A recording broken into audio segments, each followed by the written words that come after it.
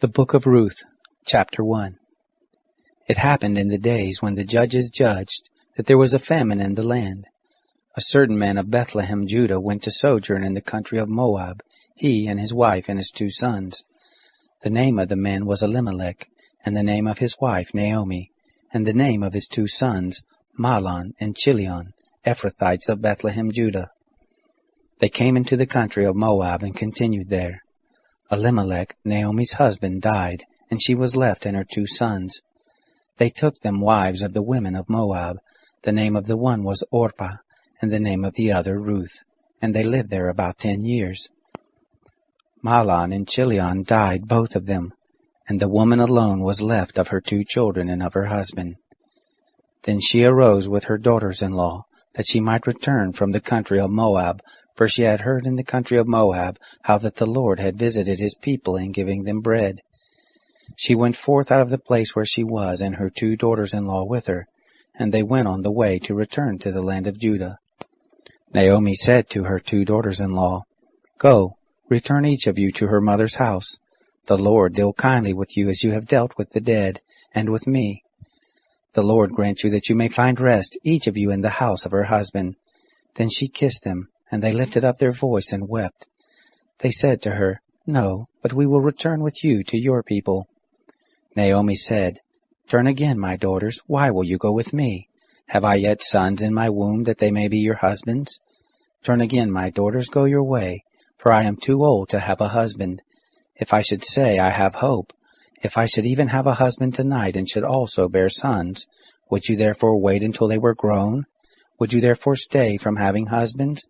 No, my daughters, for it grieves me much for your sakes, for the hand of the Lord is gone forth against me. They lifted up their voice and wept again, and Orpah kissed her mother-in-law, but Ruth joined with her. She said, Behold, your sister-in-law has gone back to her people, and to her God. Return you after your sister-in-law. Ruth said, Don't entreat me to leave you, and to return from following after you, for where you go, I will go. And where you lodge, I will lodge, and your people shall be my people, and your God, my God. Where you die, will I die, and there I will be buried. The Lord do so to me, and more also, if anything but death parts you and I. When she saw that she was steadfastly minded to go with her, she left off speaking to her. So they 2 went until they came to Bethlehem. It happened, when they were come to Bethlehem, that all the city was moved about them, and the women said, Is this Naomi? She said to them, Don't call me Naomi, call me Mara, for the Almighty has dealt very bitterly with me. I went out full, and the Lord has brought me home again empty. Why do you call me Naomi, seeing the Lord has testified against me, and that the Almighty has afflicted me?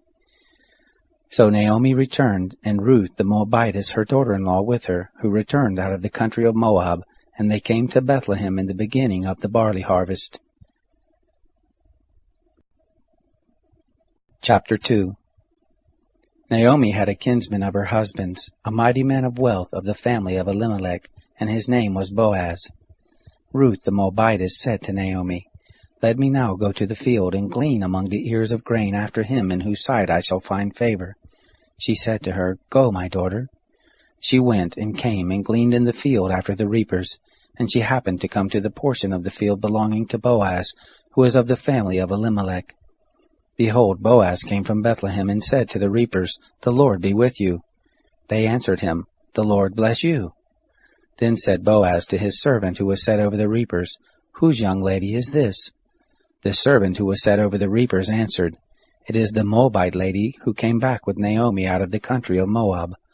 She said, Please let me glean and gather after the reapers among the sheaves. So she came and has continued even from the morning until now, except that she stayed a little in the house. Then said Boaz to Ruth, Don't you hear, my daughter? Don't go to glean in another field, neither pass from here, but abide here fast by my maidens. Let your eyes be on the field that they reap, and go after them.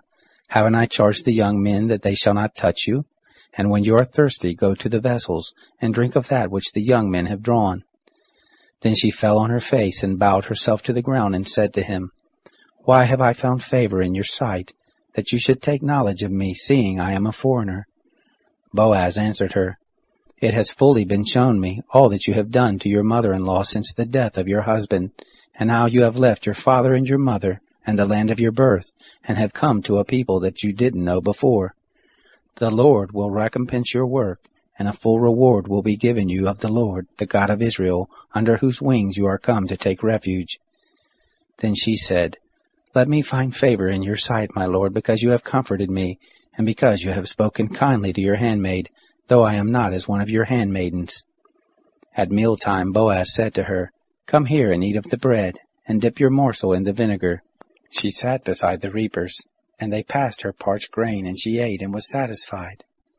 When she was risen up again to glean, Boaz commanded his young men, saying, "Let her glean even among the sheaves, and don't reproach her.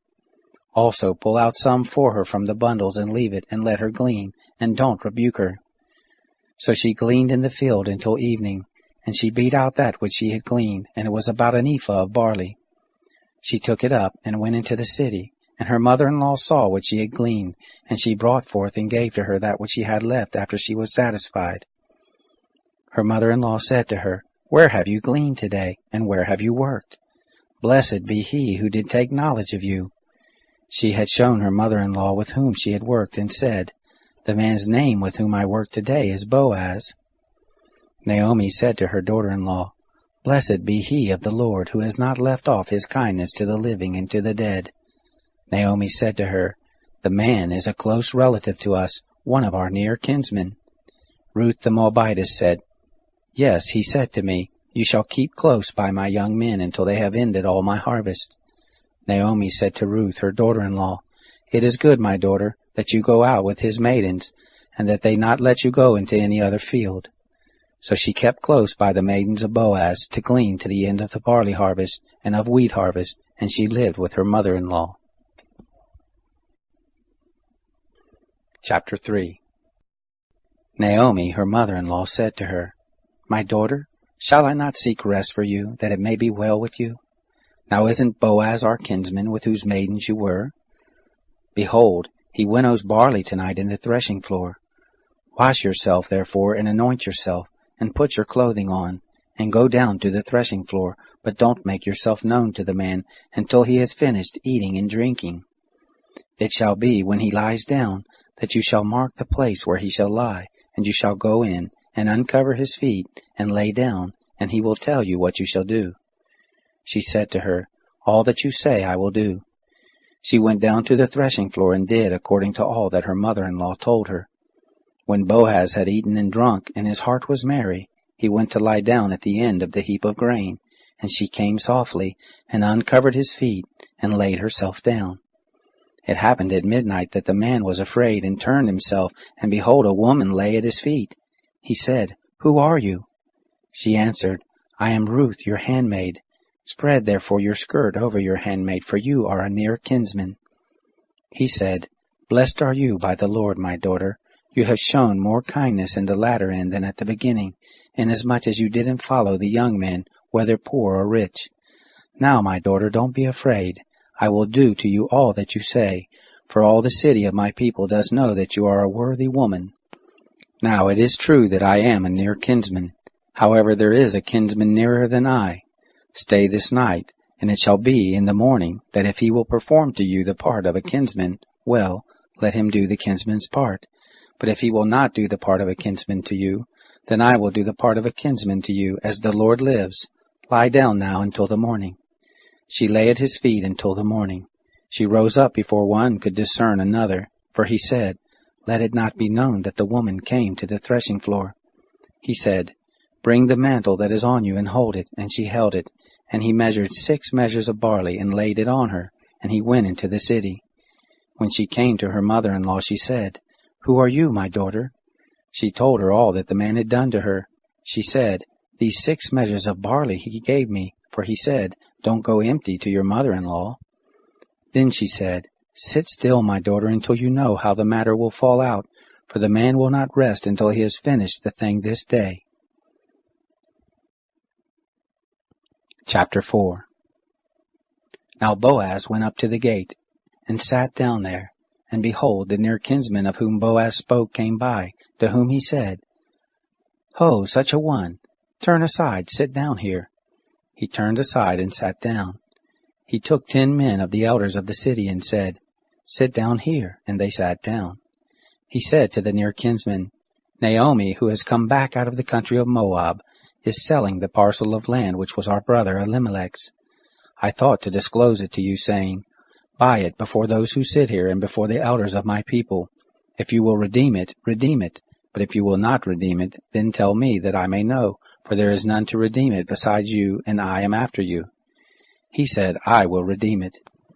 Then Boaz said, 'The day that you buy the field of the hand of Naomi, you must buy it also of Ruth the Moabitess, the wife of the dead, to raise up the name of the dead for his inheritance.' The near kinsman said, 'I can't redeem it for myself, lest I mar my own inheritance. Take my right of redemption on you, for I can't redeem it.' Now this was the custom in former time in Israel concerning redeeming and exchanging. To confirm all things, a man drew off his shoe and gave it to his neighbor, and this was the manner of attestation in Israel. So the near kinsman said to Boaz, 'Buy it for yourself.' He drew off his shoe. Boaz said to the elders and to all the people, 'You are witnesses this day that I have bought all that was Elimelech's and all that was Chilion's and Mahlon's of the hand of Naomi.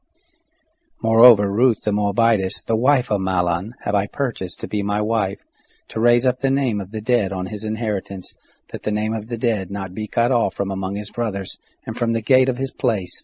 You are witnesses this day.' All the people who were in the gate and the elders said, 'We are witnesses. The Lord make the woman who has come into your house like Rachel and like Leah, which two built the house of Israel.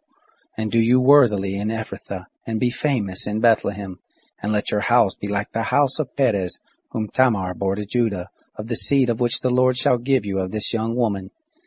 So Boaz took Ruth, and she became his wife, and he went in to her, and the Lord gave her conception, and she bore a son. The woman said to Naomi, 'Blessed be the Lord, who has not left you this day without a near kinsman, and let his name be famous in Israel. He shall be to you a restorer of life, and sustain you in your old age. For your daughter-in-law, who loves you, who is better to you than 7 sons, has borne him.'